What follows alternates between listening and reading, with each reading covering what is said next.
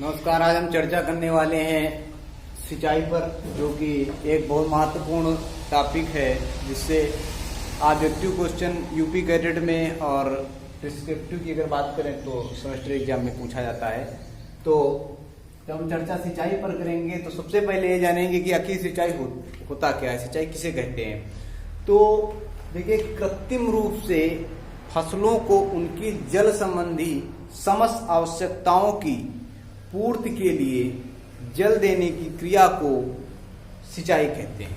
सिंचाई किसे कहते हैं कि फसलों की जल संबंधी, किस जल की बात कर रहे हैं, जो उनके जीवन चक्र में जल की आवश्यकता होती है, फसलों को उनके जीवन चक्र में जल संबंधी होने वाली समस्त आवश्यकताओं की पूर्ति के लिए जल देने की क्रिया को, या कृत्रिम रूप से, क्योंकि सिंचाई करेंगे तो कृत्रिम रूप से करेंगे, तो कृत्रिम रूप से जल देने की क्रिया को सिंचाई कहते हैं।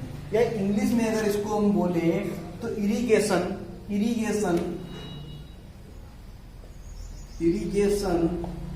इज द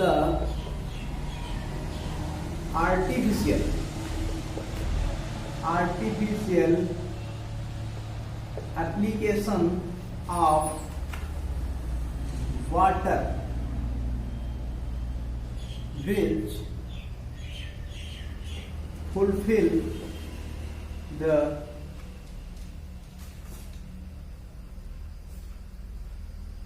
evapotranspiration requirement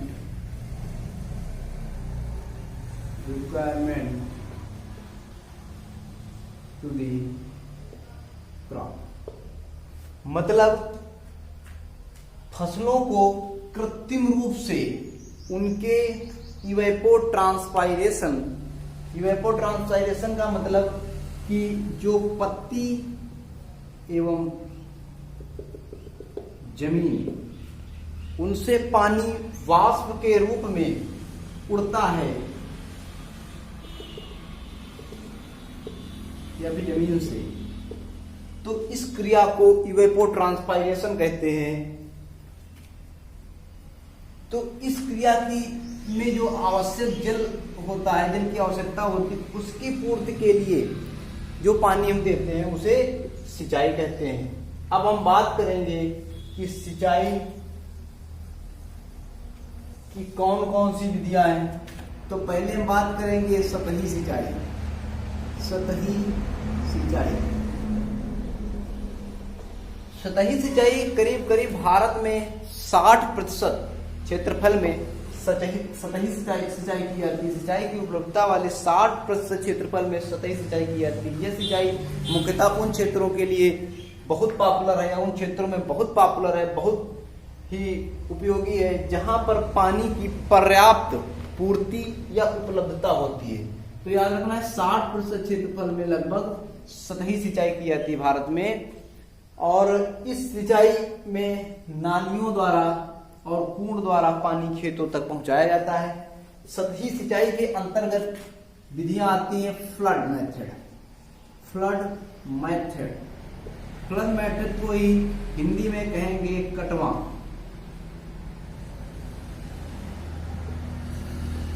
विधि। अब कटवा विधि नाम से ही लग रहा है कि इसमें खूब पानी देते हैं, मतलब कि कटवा विधि सिंचाई की वो विधि है कि ये जैसे रिज हो गया, नाली हो गई और ये खेत हो गया। तो इस खेत में जो ये क्यारियां बनी है, ये क्यारियां नहीं भी बनी है अगर, तो इसमें फुल एकदम पानी जो है, पूरे खेत में पानी भर दिया गया। इस विधि से सिंचाई करने पर लगभग 60% तक जल की बर्बादी होती है, यानी कि अनावश्यक पानी जाता है। किसमें? कटवा विधि से सिंचाई करने पर। यह विधि मुख्यतः धान और जूट जैसी फसलों में, जिसमें कौन कौन सी फसलों में? धान, जूट जैसी वेटलैंड यानी नम भूमि वाली जमीन पर खेती की जाने वाली फसलों के लिए उपयुक्त मानी जाती है, जिनमें पानी की भी आवश्यकता अधिक होती है। इसके बाद फ्लड इरिगेशन यानी कटवा विधि के बाद अगर हम दूसरी सिंचाई की बात करें, दूसरी विधि, तो वो है चेक बेसिन। कटवा विधि के बाद अगर हम बात करेंगे दूसरी सिंचाई की, तो कौन सी है? चेक बेसिन विधि। चेक बेसिन विधि की अगर हम बात करें तो ये जो है, अगर पूछेगा प्रश्न कि भारत में सर्वाधिक प्रचलित सिंचाई की विधि कौन सी है, तो चेक बेसिन विधि। चेक बेसिन विधि में क्या स्थिति होती है खेत की, अभी हम आपको दिखा रहे हैं। चेक बेसिन विधि में खेत की कुछ ये स्थिति होती है।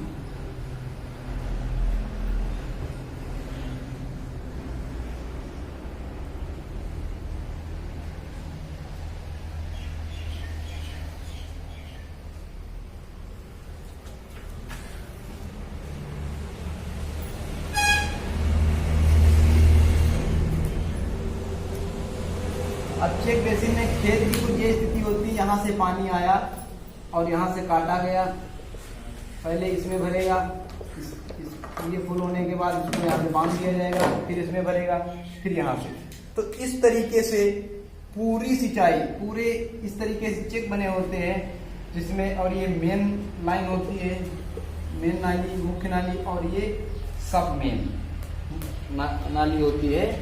और इस तरीके से चेक बेसिन के द्वारा सिंचाई होती है। तो आप लोगों को याद रखने वाले जो पॉइंट है वो क्या क्या, कि चेक बेसिन सिंचाई क्लोज ग्रोइंग यानी सघन जिनकी बुआई होती है, जैसे कि गेहूं बहुत घना बोया जाता है, मूंगफली, जौ, ऐसी फसलों में क्लोज ग्रोइंग क्रॉप में ये सिंचाई की जाती है चेक बेसिन। और आपको भी पता है कि ये जो फसलें जिनको हमने नाम लिया, ये भारत में बहुत ही अधिक मात्रा में उगाई जाती हैं। तो इसलिए आप आसानी से समझ सकते हैं कि भारत में सर्वाधिक सतही सिंचाइयों में सर्वाधिक प्रचलित सिंचाई की विधि जो है वो कौन सी है? चेक बेसिन विधि। अब हम बात करेंगे कि चेक बेसिन है, इसमें चेक का आकार क्या होगा।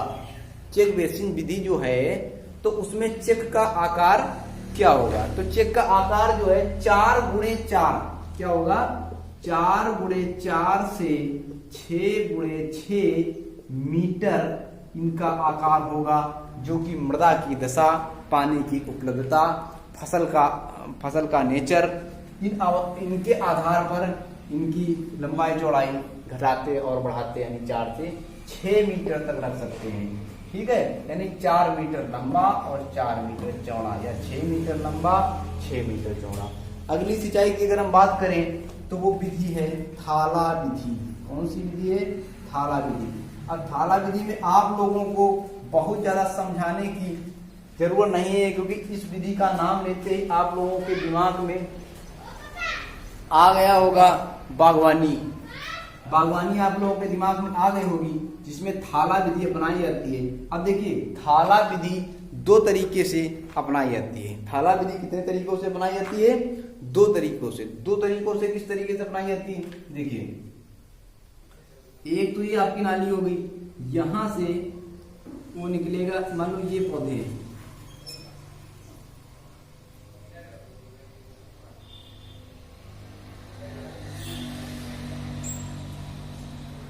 तो ये नाली आई,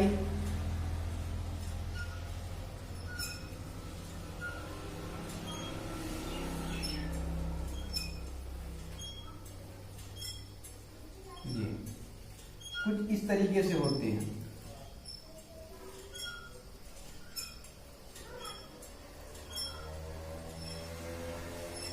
मतलब कि यहाँ पर पौधे होते हैं या पेड़ होते हैं, तो इस तरीके से यहाँ से नाली से पानी आया और इस तरीके से सब में पानी चला गया। इस विधि से सिंचाई करने पर आप लोगों को याद रखना है कि देखो, अगर पौधे में कोई बीमारी लगी है, खासकर जड़ या पेड़ी से संबंधित कोई बीमारी है, इस पौधे में अगर बीमारी है तो इसका पानी इधर जाएगा, इसमें भी हो सकती है। लेकिन आप क्योंकि फल वर्गीय फसलें उगा रहे हो, बागवानी कर रहे हो, तो बागवानी में यही सिंचाई विधि अपनाएंगे। तो उसके लिए क्या उपचार है कि इसी विधि में आप मॉडिफिकेशन कर दीजिए। मॉडिफिकेशन किस तरीके से कि जैसे कि मान लो ये जो पौधे हैं आपके, ये पौधे कुछ इस तरीके से हैं। ये देखिए, ये पौधे हैं आपके, मतलब जो पेड़ हैं आपके बागवानी वाले फल वृक्ष जो हैं, तो वो इस तरीके से हैं। आप ऐसे ऐसे सिंचाई कर रहे हैं, इस पौधे में बीमारी थी, इसमें भी चली गई, तो आप क्या करिए, इसमें थोड़ा सा इंप्रूवमेंट कर दीजिए। सिंचाई की विधि में इंप्रूवमेंट कैसे होगा, ये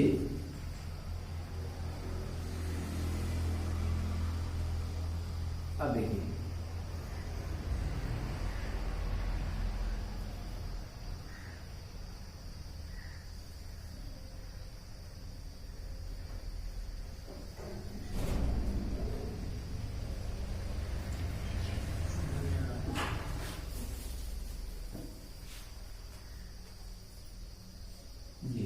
अब यहां आपके जो है वो पौधे लग जाएंगे। ये तो अगर इस पौधे में पानी आया, ये भर गया थाला, हमने यहां से बांध दिया, इसमें गया यहां से बांध दिया, तो इस मतलब थाला विधि में भी जो ये तरीका है सिंचाई का, उसकी तुलना में इसमें बीमारी फैलने की संभावना ना के बराबर हो जाती है। तो थाला विधि में भी ये विधि जो है सर्वोत्तम होती है। इस तरीके से अगर थाला बनाएंगे तो सिंचाई बहुत अच्छी तरीके से आसानी से की जा सकती है। थाला विधि को रिंग बेसिन भी कहते हैं, क्योंकि रिंग माने छल्ला या गोल या थाला होता है। ठीक है, थाला विधि को क्या कहेंगे, रिंग बेसिन।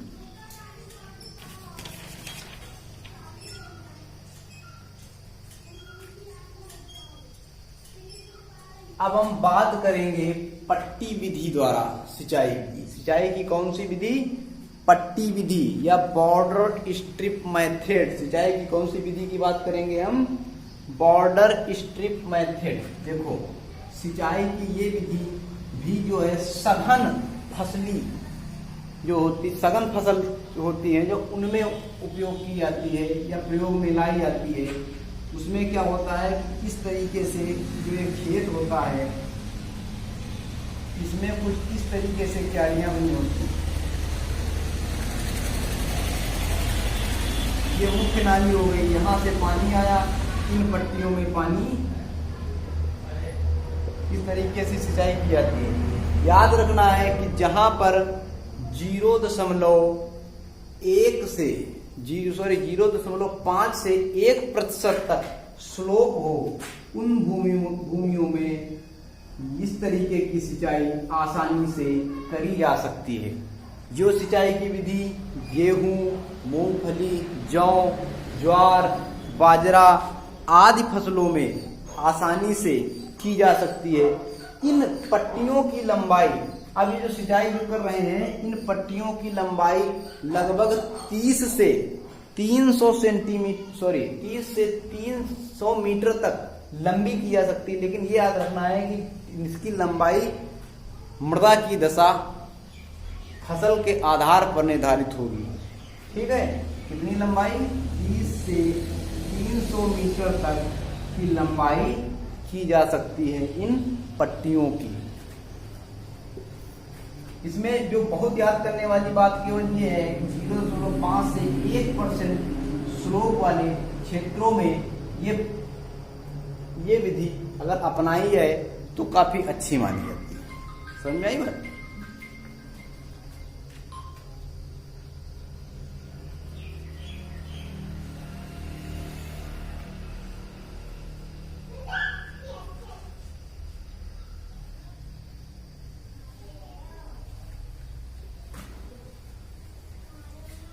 अब हम बात करेंगे सिंचाई की अगली विधि, यानी कि पूर्ण विधि।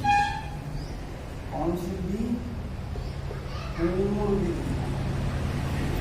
पूर्ण विधि यानी थरो मेथड ऑफ इरिगेशन,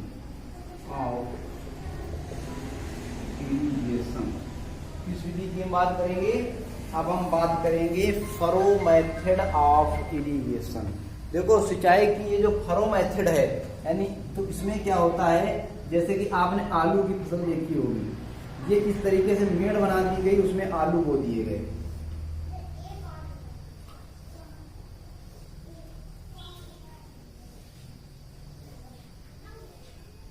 ये बीच में खाली जगह होती है, यहां से पानी भर दिया जाता है,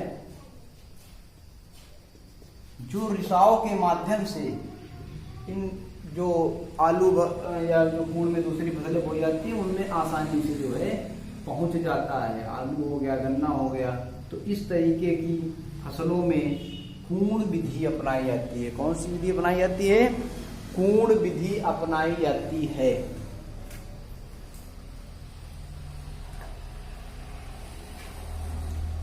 याद रखना है कि रेतीली भूमि यानी जो सैंडी सॉइल होती है उनमें ये विधि कम प्रचलित है। इसमें सैंडी सॉइल में जो कंद वाली या जड़ वाली फसलें हैं उन फसलों में सिंचाई में सबसे ज्यादा यूज होने वाली, अगर पूछेगा कि जड़ वर्गीय फसलें या कंद वर्गीय फसलें या ट्यूबर क्रॉप्स में कौन सी विधि सर्वाधिक उपयोग की जाती है, तो ट्यूबर क्रॉप्स में सर्वाधिक जो है कूर्ण विधि यानी फरो मेथड ऑफ इरिगेशन का उपयोग किया जाता है। अब हम इस सिंचाई मेथड के बाद बात करेंगे अधोसतही सिंचाई।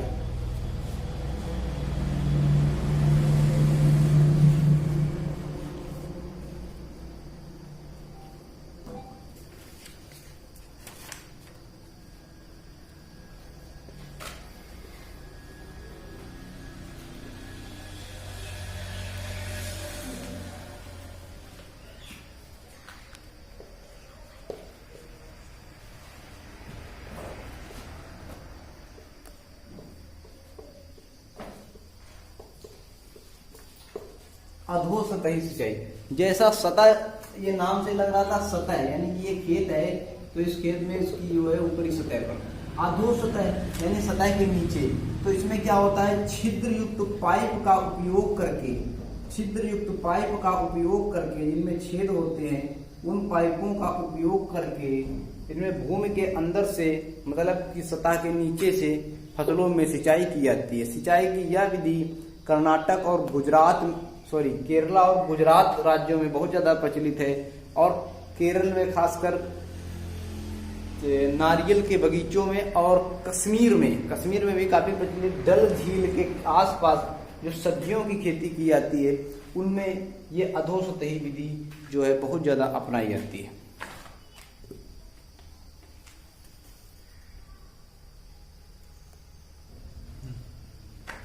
इसके बाद हम बात करेंगे बौछारी सिंचाई की, इसकी स्प्रिंकलर इरिगेशन।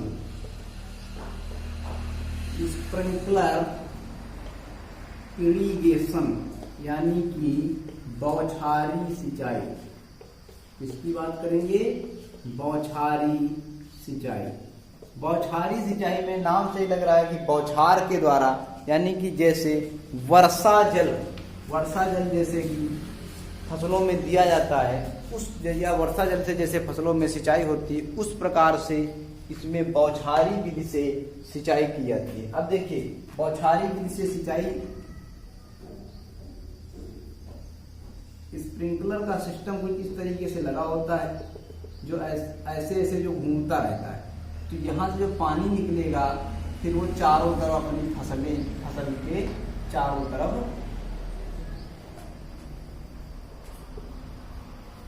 ये इधर सब पानी इसका गिरेगा।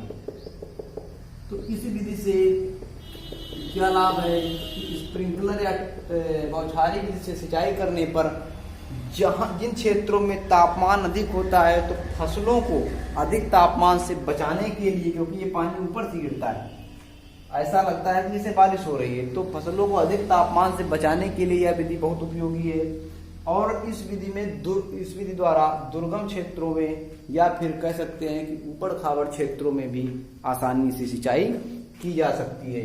स्प्रिंकलर से लगभग 2.5 से 4.5 किलोग्राम प्रति सेंटीमीटर स्क्वायर तक का प्रेशर या दबाव होता है जिसके द्वारा ये पानी डिस्चार्ज करता है और एक घंटे में लगभग 1000 लीटर पानी प्रति ड्रिपर से लगभग 1000 लीटर पानी निकलता है। है ना, कितना निकलता है 1,000 लीटर। अब हम बात कर लेते हैं कि इसके लाभ क्या है। मतलब आखिर अगर हम स्प्रिंकलर सिस्टम लगा रहे हैं तो इसके कुछ विशेष लाभ होंगे। जब तो हम इतने ज्यादा पाइप इंस्टॉल कर रहे हैं, इतना इन्वेस्टमेंट कर रहे हैं, तो सबसे इसके जो एडवांटेज है ना, एडवांटेज क्या क्या है, यानी कि लाभ हिंदी में अगर कहेंगे तो पहला ये है कि इसमें 40 से 50% तक पानी की बचत होती है। बचत यानी कि वाटर सेविंग किसकी तुलना में, सरफेस इरिगेशन की तुम्हारी water stream method, check basin method, ये सब उनकी तुलना में कितनी पानी की बचत होती है, 40 से 50%। उसके बाद वाटर यूज इफिशियंसी, क्वेश्चन भी पूछ लेता है वाटर यूज इफिशियंसी। अगर वाटर यूज इफिशियंसी को एकदम शुद्ध सरल भाषा में समझे तो अगर 100 लीटर पानी दिया गया, 100 लीटर में उसने 50 लीटर पानी फसल में जो पौधे हैं उनको विभिन्न क्रियाओं के लिए उपयोग में आया, बाकी 50 लीटर व्यर्थ चला गया या फिर उसका इवेपोरेशन हो गया या फिर वो जमीन के अंदर चला गया। तो यानी कि 50% पौधे ने उपयोग किया, तो वाटर यूज इफिशियंसी कितनी हुई, 50%। तो वाटर यूज इफिशियंसी इसकी कितनी है, 60% तक है, यानी 60% तक पानी प्रयोग होता है, मतलब उसको पौधे के उपयोग में आता है, पौधे उपयोग कर पाते हैं। तो वाटर यूज इफिशियंसी इसकी कितनी है, 60% से अधिक, 40 से 50% तक पानी की बचत होती है। किसकी तुलना में, सरफेस इरिगेशन या सतही सिंचाई की विधियों की तुलना में। और बात करते हैं कि देखो ये जो स्प्रिंकलर इरिगेशन हम बता रहे हैं, स्प्रिंकलर इरिगेशन यानी कि बौछारी सिंचाई, तो ये बौछारी सिंचाई जो है ये लगभग सभी प्रकार की मिट्टियों में आसानी से की जा सकती है, क्ले सॉइल को छोड़कर। क्ले यानी चिकनी मृदा में और सभी फसलों में इस विधि से सिंचाई की जाती है। अपवाद कौन कौन सी हैं, केवल धान एवं जूट, जिन विधियों से हम कटवा विधि से, जिन फसलों में हम कटवा विधि से सिंचाई कर रहे थे उन फसलों में स्प्रिंकलर सिस्टम नहीं लगाते हैं, स्प्रिंकलर विधि से सिंचाई नहीं करते हैं। तो ये सब चीजें हम लोगों को याद रखनी है।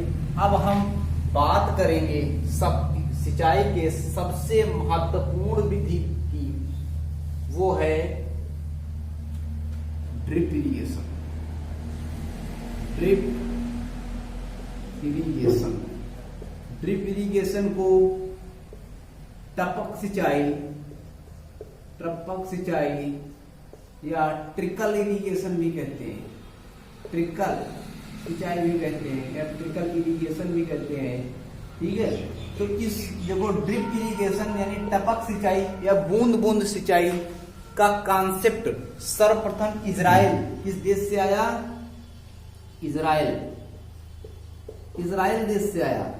किस देश से आया टपक सिंचाई का कॉन्सेप्ट, इजराइल देश से सन 1964 में सिमचा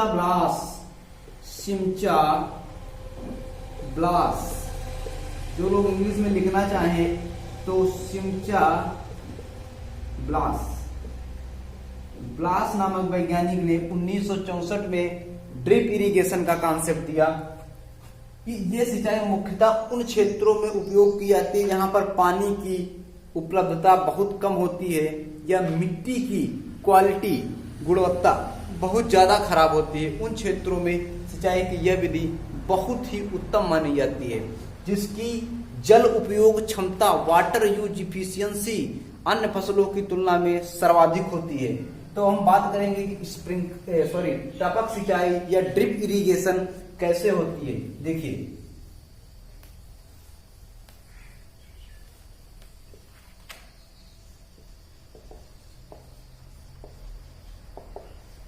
ड्रिप इरिगेशन,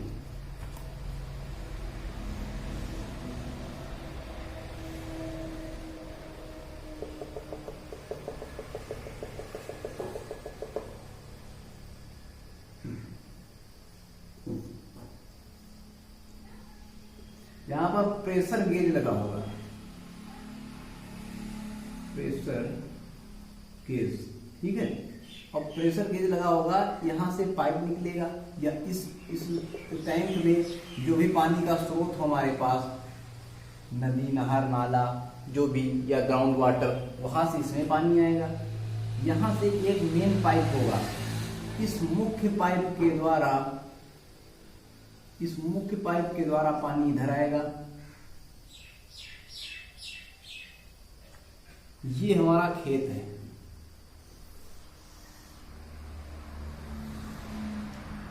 ये खेत है।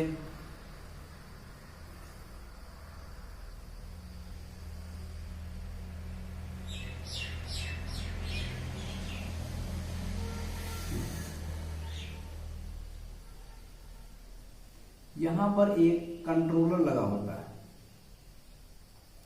यहां पर कंट्रोलर लगा होता है।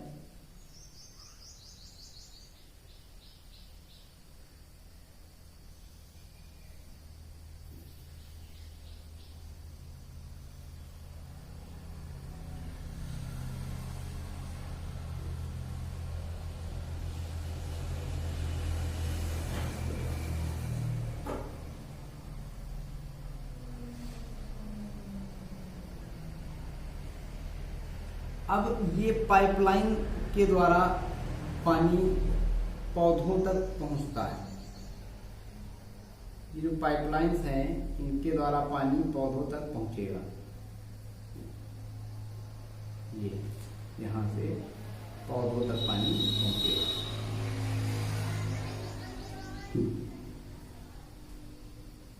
अब यहां पर जो पौधे लगे होते हैं,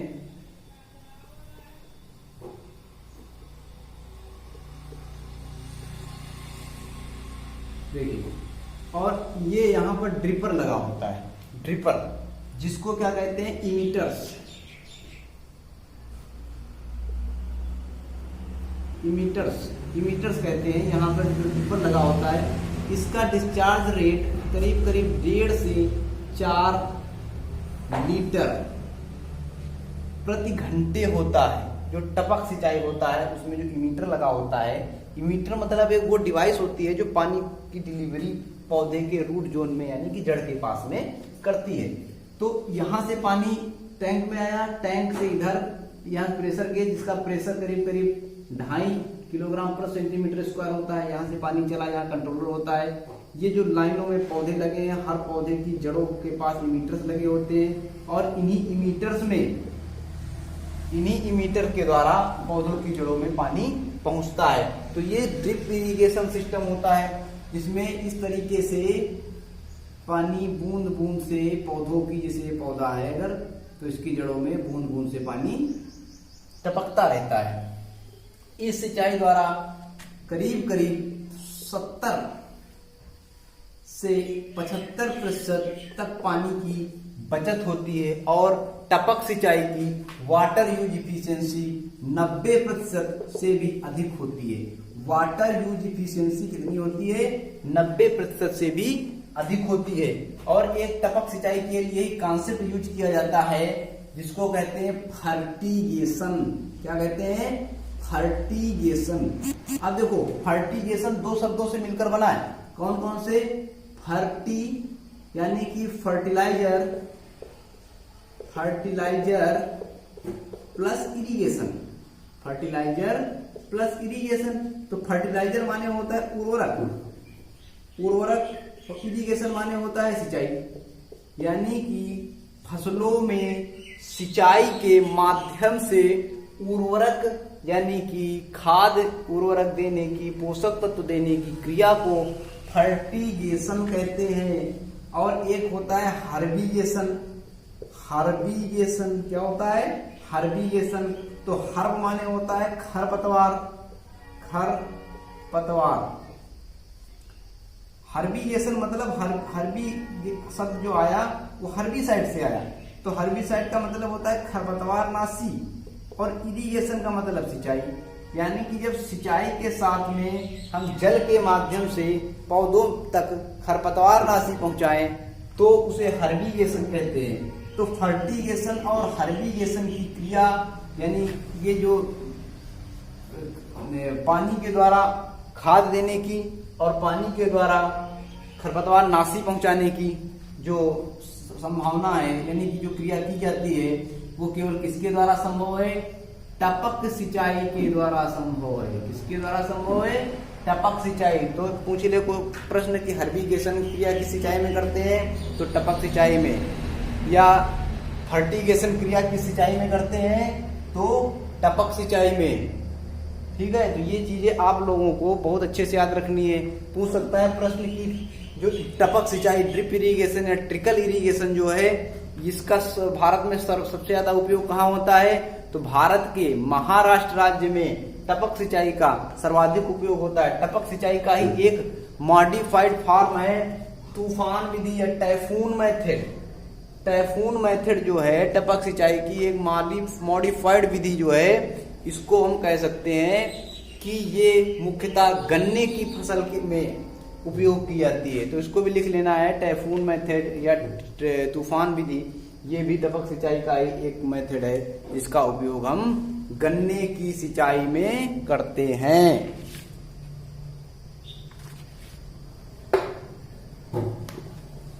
तो ये हो गई सिंचाई के बारे में कुछ सामान्य जानकारी। अब अगले क्लास में हम सिंचाई के बाद जल निकास के बारे में चर्चा करेंगे। धन्यवाद।